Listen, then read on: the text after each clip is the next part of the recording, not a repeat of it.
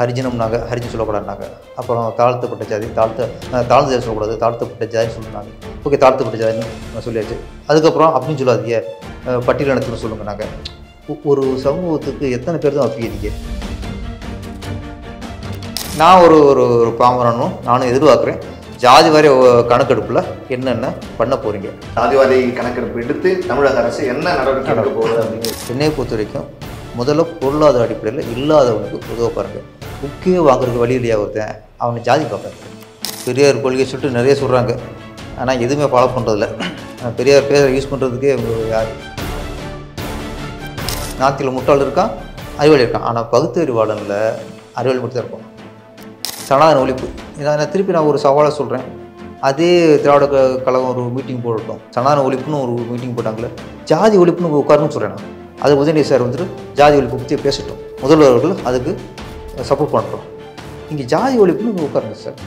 சும்மா சனாதன ஒழிப்பு, பிள்ளையாரை உடைக்கிறது, சீப்பான முஸ்லீமுக்கும் இந்துக்கும் இடையில் வேறுபாடு உண்டாக்குறது அரசியல் இருக்குது. இந்த அரசியலை நீங்கள் முஸ்லீமுக்கும் கிறிஸ்தவர்களுக்கும் உண்டாக்குன்னு சொல்லுங்கள். அரசியலை யார் செய்யறதுன்னு திமுக செய்யலாம்.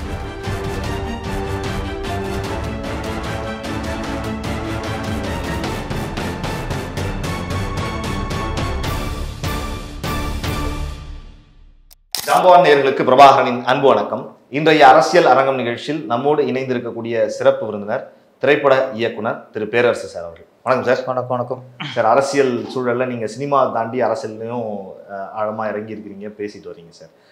இன்னைக்கு சட்டமன்றத்தில் ஒரு தீர்மானம் நிறைவேற்றப்பட்டிருக்கிறது. அது மத்திய அரசு சாதி வாரிய கணக்கெடுப்பை தொடங்க வேண்டும் அப்படின்னு சொல்லி வற்புறுத்தி தீர்மானத்தை திமுக அரசு கொண்டு வந்திருக்கு சார். இதற்கான தேவை இருக்கிறதா? இந்த விஷயத்தை நீங்கள் எப்படி பார்க்குறீங்க? நம்ம மத்திய அரசோ மாநில அரசோ நம்ம திரும்ப ஜாதிகளுக்கு தான் முக்கியத்துவம் கொடுக்குறோம். எதை ஒழிக்க வேணும், எந்த ஜாதி ஒழிப்பு தான் எல்லா கட்சியோட ஒரு முழக்கமும் இருக்குது. ஆனால் திரும்ப ஜாதியை பற்றி தான் பேசிக்கிருக்கோம். ஜாதி கணக்கெடுப்புகள் கணக்கெடுத்தோன்னா அதுக்கடுத்து இந்த ஜாதிக்கு இவ்வளோ ஒதுக்கீடு, இவ்வளோ சலுகைகள் வேணும், அடுத்த முழக்கங்கள் அது இடஒதுக்கீடு வேணும், இடஒதுக்கீடு வேணும், இப்படியே அடுத்த முழக்கங்கள் வரும். அப்போ எங்கள் ஜாதியில் இது சிறுபான்மையினர்னு ஒன்று வருவாங்க. அப்புறம் எங்கள் இதில் இவ்வளவு பொருளாதார நாங்கள் பின்தங்கி இருக்கணும் வருவாங்க.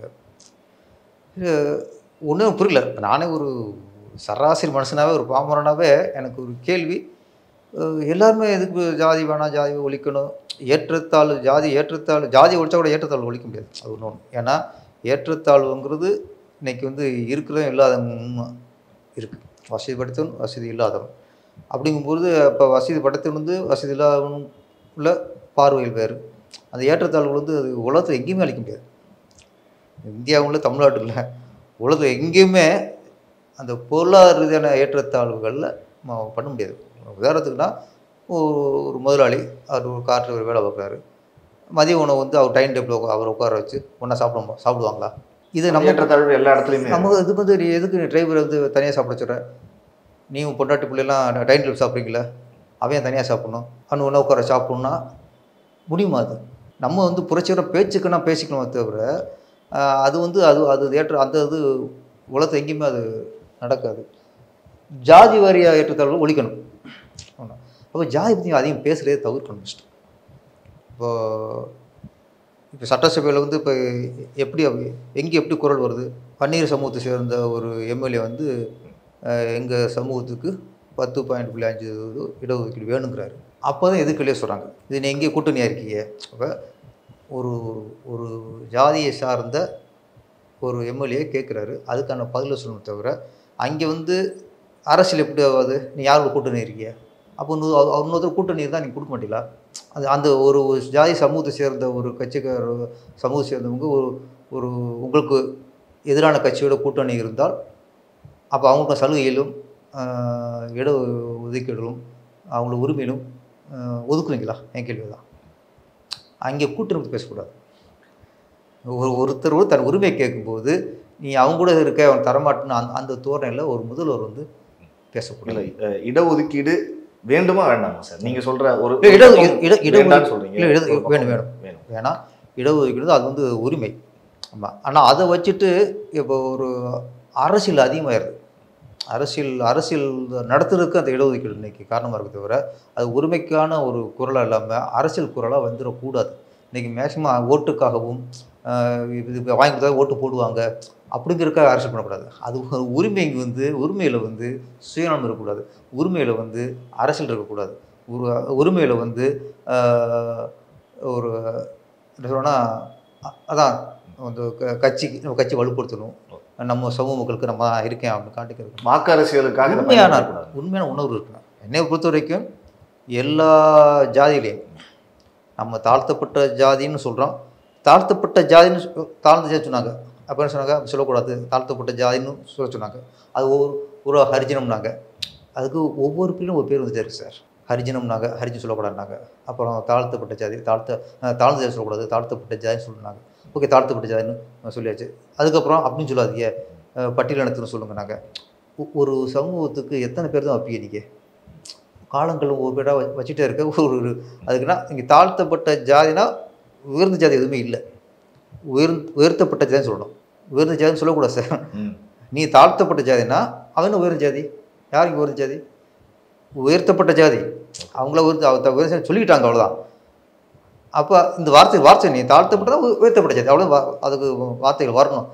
நான் சொல்லி எல்லா ஜாதிகளையும் கோடிச்சுறாங்க சார். ஒரு காலத்தில் இருக்கலாம், சில ஜாதியில் கூலி வேலை பார்த்தாங்க, ஒரு இடத்துல சார்ந்து இருந்தாங்கிறது ஒரு காலம். இப்போது எல்லா தாழ்த்தப்பட்ட ஜாதின்னு சொல்கிறதுலையும் இன்றைக்கி பெரிய கோடிச்சல் இருக்கான். நீங்கள் உயர்த்தப்பட்ட ஜாதின்னு சொல்கிறதுல இன்றைக்கி ரொம்ப அடிமட்டத்தில் வாழ்வாதாரம் பாதிக்கப்பட்டு வீட்டுக்கு வாடகை கொடுக்க பிள்ளைகளை படிக்க வைக்க முடியாத நிலையில் இன்றைக்கி எத்தனையோ பெரிய உயர் ஜாதி சொல்கிறாலும் இன்றைக்கி இருக்கான். அப்போ எல்லா ஜாதிலையும் கோடிச்சல் இருக்கான், ஏழையில் இருக்கான். நம்ம ஒரு அரசாங்கம் யாருக்கு உதவி பண்ணணும்? இப்போ உங்கள்கிட்ட சாப்பாட்டுக்கு பிரச்சனை இல்லை, 3 வேளை 5 வேளை சாப்பிடலாம், அந்தளவு சாப்பாடு உங்களுக்கு. எனக்கு சாப்பாடு இல்லை சார், பசி பட்டுமா இருக்கேன். அங்கே ஜாதி பார்க்கக்கூடாது, என் பட்சத்தையும் பார்க்கணும். அப்போ இல்லாதவனுக்கு கொடுக்கறது தான் உதவி, இல்லாதவனுக்கு செய்கிறது தான் தர்மம். இல்லாதவர்கள் அப்படிங்கிறவங்கள ஜாதியை வச்சு கணக்கிடக்கூடாது. அது யாராக இருந்தாலும் சரி, நம்ம சரி, நீங்கள் பொருளாதாரம் கஷ்டப்படுறானோ அவனுக்கு கை நீட்டுங்க.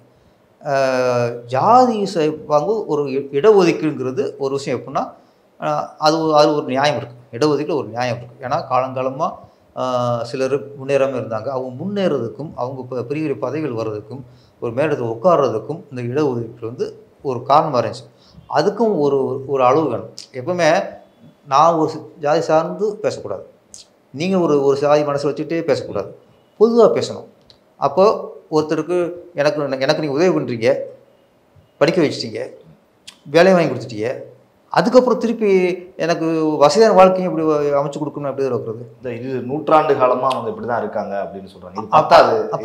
அதுக்கு ஒரு வரையறை வைங்க. இது எத்தனை வருஷம் போய்கிட்டு இருக்கு? இப்படி எத்தனை வருஷம் போய்கிட்டு இருக்கு? இது 50-60 வருஷத்துக்கு மேலே ஆயிடுச்சு. இல்லை, அது இன்றைக்கி இப்போ ஒரு ப்ராப்பராக இன்னும் சொன்னால் ஒரு சந்தோஷமான விஷயம் என்னென்னா, இன்றைக்கி எல்லா கவர்மெண்ட் ஆப்ஷனும் சரி, இப்போ ஸ்கூல்லையும் சரி, இன்றைக்கி நம்ம யாரை ஒரு பட்டியலினத்தர நினச்சோமோ அவங்களாம் இன்றைக்கி 40% இன்றைக்கி நீதிமன்றத்தில் நீதிபதிகளாகவே பழக இருக்காங்க. வக்கீலில் ஈக்குவல் ஆகிட்டாங்க இன்றைக்கி. என்ன அது மாதிரி ஸ்கூல் வாத்தியாரில் நிறைய பேர் வந்துடுறாங்க. அதெல்லாம் இடஒதுக்கீட்டால் கிடைத்த மிகப்பெரிய பலன், நன்மை சொல்லலாம். பலன்கிறது கூட இது ஒரு நன்மை. இதெல்லாம் ஒரு சமூக வளர்ச்சி, சமூக நீதிக்கான ஒரு விடை. ஆனால் நீங்கள் அவனை ஒரு ஏற்றும்போது இன்னொருத்தன் கீழே போயிடக்கூடாது. நீ என்னை தூக்கிடுறதுனால இன்னொருத்தன் நான் கீழே தள்ளி என்னை தூக்கிவிடாதீங்க. அவனுக்கு ஈக்குவலாக வைங்க. ஆனால் என்னை ஈக்குவலாக வைக்கிறதுக்கு, என்னை மேலே இருக்கிற ஒரே காரணத்துக்காக மற்றவங்கள கீழே தள்ளக்கூடாது. இது என்னோடய பொதுவான பார்வை. எந்த ஜாதியெல்லாம் ஒன்றும் இல்லை. என்னையை பொறுத்த வரைக்கும் முதல்ல பொருளாதார அடிப்படையில் இல்லாதவனுக்கு உதவ பாருங்கள். புக்கே வாங்குறதுக்கு வழி இல்லையா ஒருத்தன், அவனை ஜாதி பார்க்காதீங்க. அவனுடைய நிலையை பாருங்கள், அவன் சூழ்நிலையை பாருங்கள், அவனுக்கு உதவி கொடுங்க. நான் சொன்னேன், சலுகைகள் இப்போ நிறையா இலவச கல்வி வருது, நோட் புக்கு கொடுக்குறாங்க, இலவச சீருடை கொடுக்குறாங்க. இதில் நீங்கள் ஜாதி பார்க்கக்கூடாது. இதிலெல்லாம் பொருளாதார ரீதியாக நீங்கள் பார்க்கணும். இப்போதைக்கு இடஒதுக்கீடு மட்டும் இன்னும் எத்தனை வருஷம் கொடுப்போங்கிறத ஒரு வரையறை வரணும். ஏன்னா எனக்கு இப்படியே போய்க்கிருந்தீங்கன்னா அப்புறம் மற்றவங்களாம் இது பண்ணிடுவாங்க, கீழே அவங்களுக்கு கீழே இறங்கிடுவாங்க. அதை வந்து இப்போது ஜாதி கணக்கீடு இது எதுக்கு என்ன பலன் வரப்போகுது அது மக்களுக்கு தெரியப்படுத்தணும். ஜாதி கணக்கெடுப்புனால இப்போ இந்த ஜாதியில் இத்தனை பேர் இருக்கான், இந்த ஜாதியில் இத்தனை பேர் இருக்கான், இந்த கணக்கெடுப்புனால என்ன பலன், இதை வச்சு கவர்மெண்ட் என்ன பண்ண போகுது, இது வந்து எங்கள் மக்களுக்கு இங்கே தெளிவுபடுத்தும். நானே எனக்கே தெரியல, நான் கேட்குறேன் எதுக்காக இதை எடுக்கணும்னு எதுக்காக எடுக்கிறீங்க, சரி ஓகே எடுத்துகிட்டு இதில் இத்தனை % உள்ளவங்களுக்கு என்ன பண்ண போறீங்க, இது கீழே இருந்தால் அவங்களுக்கு என்ன சலுகை இல்லையா, இது வெளிப்படையாக நீங்கள் பேசுறதுக்கு இந்த தமிழக அரசு தயாரா? ஜாதி வாரிய கணக்கெடுப்புக்கு அப்புறம் இத்தனை % பேர் இங்கே இருந்தால் அவங்களுக்கு இது இல்லை இல்லை இது இருக்குது, அதை நீங்கள் தெளிவுபடுத்திட்டு அதுக்கப்புறம் ஜாதி கணக்கெடுப்பை நீங்கள் அறிவிங்க. அதுக்கு மக்கள் ஒத்துக்கணும். நாளைக்கு வந்து இப்போ ஒரு குறிப்பிட்ட ஜாதியினருக்கு வந்து அங்கே அதிகமாக இல்லை, எங்களுக்கு இல்லைன்னு ஆகிப்போச்சுன்னா வெளிப்படைத்தன்மை தமிழக முதல்வர் கொடுக்கட்டும், அது ஒரு அறிக்கை கொடுக்கட்டும். அந்த அறிக்கை நாங்கள் தெரிஞ்சுக்குவோம். ஓகே, ஜாதிவாரி கணக்கெடுப்பு இதில் நன்மை இருக்குது, இந்த மாதிரி ஒரு சமூக நீதி கிடைக்கும், சமுதாயத்துக்கு சில நல்ல விஷயங்கள் வரும், ஒரு சமூகத்தை சார்ந்தவர்களுக்கு ஏதுவாக இருக்கும் அப்படிங்கிறது ஒரு வெளிப்படையாக ஒரு எவ்வளோ பேசுகிறாங்கல்ல. நான் ஒரு ஒரு பாமரனும் நானும் எதிர்பார்க்குறேன்.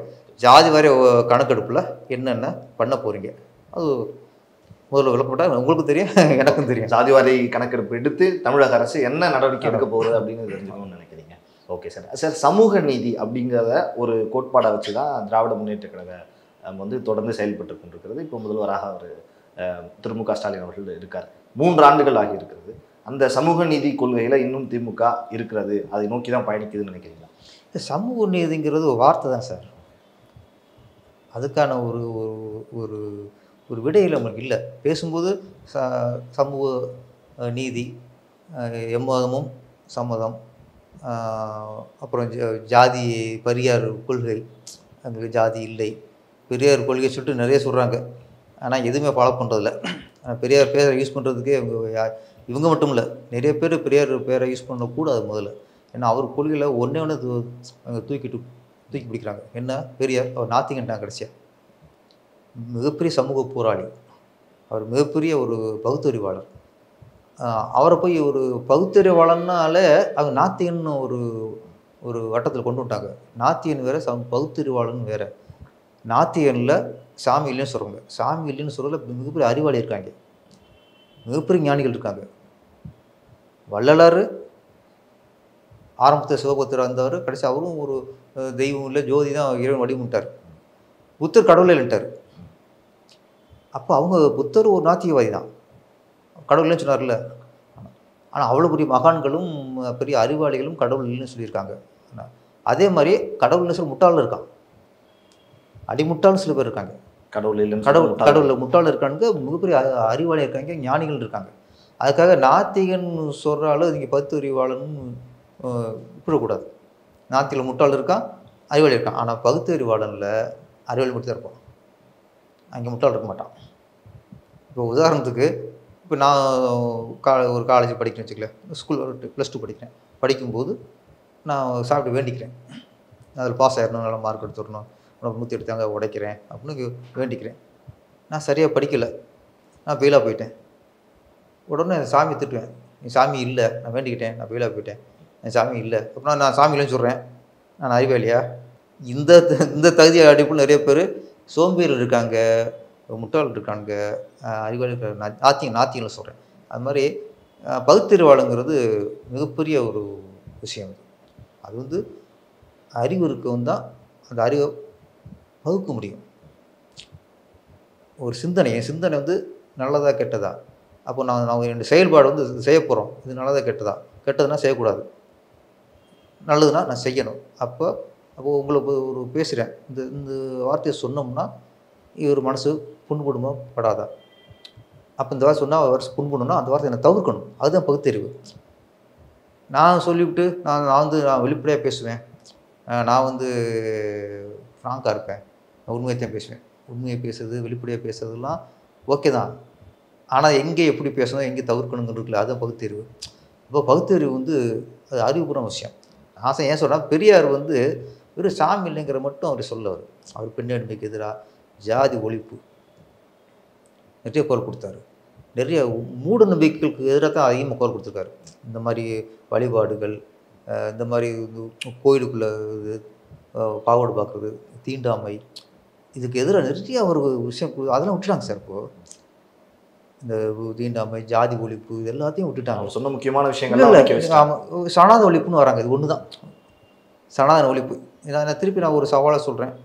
அதே திராவிட கழகம் ஒரு மீட்டிங் போடட்டும், சனாதன ஒழிப்புன்னு ஒரு மீட்டிங் போட்டாங்களே, ஜாதி ஒழிப்புன்னு உட்காருன்னு சொல்கிறேன். நான் பெரியாரோட முக்கியமான கொள்கைகளை ஜாதி ஒழிப்பு தான் சார். ஏன்னா ஜாதி ஒழிப்பு மூலமாக தான் உங்களுக்கு தீண்டாமைக்கு எதிரான ஒரு முழக்கம் வருது. ஜாதி ஏற்றத்தாழ்வுகளை வச்சு தான் அவர் சாமி வேணாங்கிறார்.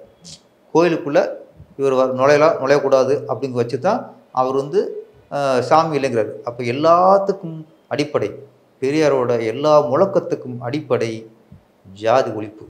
ஜாதினால ஒரு இந்து மதத்தில் ஒரு இந்து மதம் எதிர்த்தாருன்னா அது இந்து மதத்தில் ஜாதி வேறுபாடுகள் இருக்குங்கிறதுக்காக தான் அவர் இந்து மதத்தை எதிர்த்தார். அப்போது எல்லாத்துக்கும் ஆணிவராக இருக்கிற ஜாதி, அதை பற்றியும் பேச மாட்டேங்கிறிய. ஜாதி ஒழிப்புன்னு ஒரு மீட்டிங்கில் உட்காருங்க, போய் ஒரு மாநாடு போடுங்க. அதை உதயநிதி சார் ஜாதி ஒழிப்பு பற்றி பேசட்டும். இவர் முதல்வர்கள் அதுக்கு சப்போர்ட் பண்ணட்டும். இங்கே ஜாதி ஒழிப்புன்னு உட்காருங்க சார். சும்மா சனாதன ஒழிப்பு, பிள்ளையாரை உடைக்கிறது, சீப்பான அரசியல். நீதிமன்றத்தில் பிணை கிடைச்சிருக்கு, பெயில் கிடைச்சிருக்கு. ஆமாம் ஆமாம். இப்போ அது வார்த்தையை விட்டு இன்னைக்கு இப்போ நீதிமன்றத்துக்கே அவர் போக முடியாத சூழ்நிலை. அது புரியுதா திமுகவுக்கு அந்த மாதிரி பேசணும்? இல்லை இப்போ இல்லை சார், அது புரியாமல் பண்ணல சார். அதுதான் அரசியல். உங்களுக்கு திமுகனா நம்ம சாமி இல்லைங்கணும், இந்து மதத்துக்கு எதிராக பேசணும்.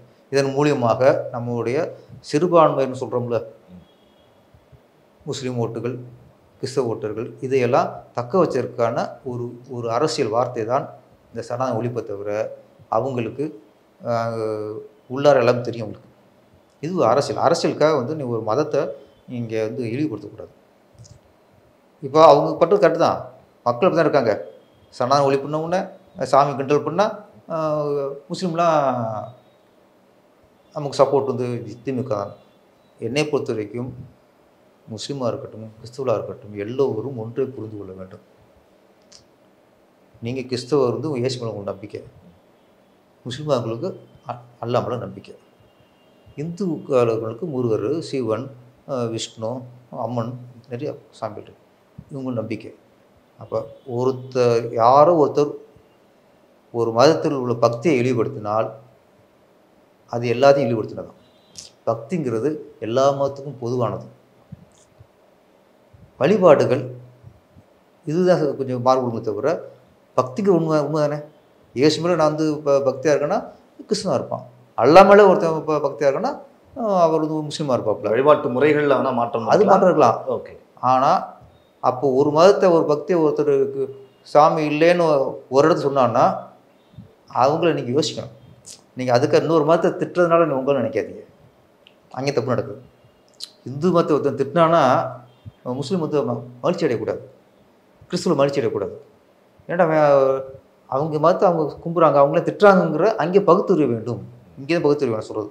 பகுத்தறிவு என்பது எனக்கு பிடிக்காதுன்னு ஒருத்தன் திட்டானா அவனை நண்பனாகக்கூடாது. அவன் என்ன பண்ணான், ஏன் அவனுக்கு திட்டான்? இப்போ என்னன்னா இந்து மதத்தை திட்டம். அப்போ எல்லோரும் யாரும் இந்து மதத்துக்கு கிறிஸ்தவமும் முஸ்லீமும் இந்து மதத்துக்கு எதிரானவர்களும் இல்லை சார். அது கட்டம் வச்சுட்டாங்க சார். முஸ்லீம்லாம் நினைக்கிறாங்க இந்துனா எதிர நினைக்கிறாங்க. ஏன் முஸ்லீம் ஏன் கிறிஸ்தவர் எதிரானீங்க? நீங்கள் கிறிஸ்தவர்களுக்கும் இந்துக்கும் இடையில் நீங்கள் வேறுபாடு உண்டாக்குறீங்க. அரசியல் சொல்கிறேன், முஸ்லீமுக்கும் இந்துக்கும் இடையில் வேறுபாடு உண்டாக்குறீங்க. அரசியல் இருக்குது. இந்த அரசியலை நீங்கள் முஸ்லீமுக்கும் கிறிஸ்தவர்களுக்கும் உண்டாக்குன்னு சொல்கிறேன். அரசியலை யார் செய்கிறதுன்னு கேட்கு. திமுக செய்கிறாங்க. திமுக தான் ஓட்டு அரசியலில் வருது. நீங்கள் இங்கே பண்ணுறது ஏன்னா திமுக நீங்கள் என்ன தான் சீண்டுனாலும், என்ன தான் நீங்கள் விமர்சனம் பண்ணாலும், என்ன தான் கேள்விக்கட்டல் பண்ணாலும் அவங்க இதெல்லாம் ஓட்டு போடும்போது பார்க்க மாட்டேங்கிறாங்க. அவங்க கருணாநிதிக்காகவும் திமுகங்கிற ஒரு பாரம்பரியத்துக்காகவும் கடைசி எதுலேயே ஒன்று இலவசம் அறிவிக்கிறாங்க. அறிக்கையில் ஒரு தேர்தல் அறிக்கையில் இதெல்லாம் பார்த்துட்டு ஓட்டு போட்டுறாங்க. அங்கே இவர் ஸ்டாலின் இப்படி சொன்னார், உதயநிதி ஸ்டாலின் இப்படி சொன்னார், ராசா அப்படி சொன்னார், இந்து மத இவங்களாம் இழிவுபடுத்தினாங்களா நினைக்க மாட்டேங்கிறான். ஆனால் நீங்கள் என்ன தான் கண்டாலும் அவன் ஓட்டு போடுறான். அந்த நம்பிக்கை அவங்களுக்கு இருக்குது. இந்துக்கள் எதை செய்தாலும் என்ன சொன்னாலும் ஓட்டு அவங்க போட்டுருவாங்க, அதனால பிரச்சனை இல்லை உங்களுக்கு. 40 இடங்கள் நமக்கு எப்படி நமக்கு பிரச்சனை இல்லை. அவங்களுக்கு 40 முஸ்லீம் ஓட்டையும் கிறிஸ்தவ ஓட்டுலையும் நம்ம தக்க வச்சுக்கணும். அவன் உஷார் எப்போவுமே விட்டுறக்கூடாது. கொஞ்சம் தான் மாறி ஓட்டு போட்டுருவான். அப்போ இதுக்கான இதுதான் தொடர்ந்து இந்து மதத்தை இழிவுபடுத்துவது. இந்து மதத்தை சொல்லி கிறிஸ்தவ மதத்துக்கு கொடுக்குற முக்கியத்துவம் கொடுக்குறதில்ல, முஸ்லீம் மதத்துக்கு கொடுக்குற முக்கியத்துவம் கொடுக்குறதில்ல. நான் கேட்குறேன், ஒரு கிறிஸ்தவ விழாவுக்கு போய் நீ இந்து மதத்தை பேசுகிறீங்களா, நீங்கள் முஸ்லீம் மதம் இந்த மாதிரி இருக்குது தப்பாக இருக்கும் சொல்லுங்கிறேங்கிறேன். முஸ்லீமுடைய ஒரு விழாக்களில் போய் நீங்கள் இந்து மதத்துக்கு எதிராக ஒரு பேசுங்கிறேன், பேச மாட்டாங்க. ஏன்னா 2 சிறுபான்மை 2 ஓட்டு உங்களுக்கு வேணும். அவங்களுக்கு பிரிவு உண்டாக்க மாட்டாங்க. அவங்களுக்குள்ள ஒரு வார்த்தை முரண்பாடான வார்த்தை வச்சா 2 ஓட்டும் போயிடும். அப்போ தெளிவாக இருக்காங்க அரசியல் பண்ணுறதுல, அவங்க தெளிவாக இருக்காங்க. மக்கள் தெளிவாக இல்லை. நம்ம மக்கள் சாமி முறை கிறிஸ்தவராக இருக்கட்டும், முஸ்லீமாக இருக்கட்டும், இந்துக்களாக இருக்கட்டும், நம்ம தெளிவாக இருக்கணும். நிறைய விஷயங்கள் எங்களுக்காக, உங்களுக்கு நிறைய வேலைகள் இருக்கும், அதற்கு இடையில் நிறைய விஷயங்கள் ஜாம்பவான் நேயர்களுக்காக பகிர்ந்து கொண்டீர்கள். உங்களுக்கு ஜாம்பவான் நேயர்கள் சார்பாகவும் இந்த பிரபாகரன் சார்பாகவும் எல்லாரும் வணக்கம். நன்றி சார். எல்லாருக்கும் வணக்கம்.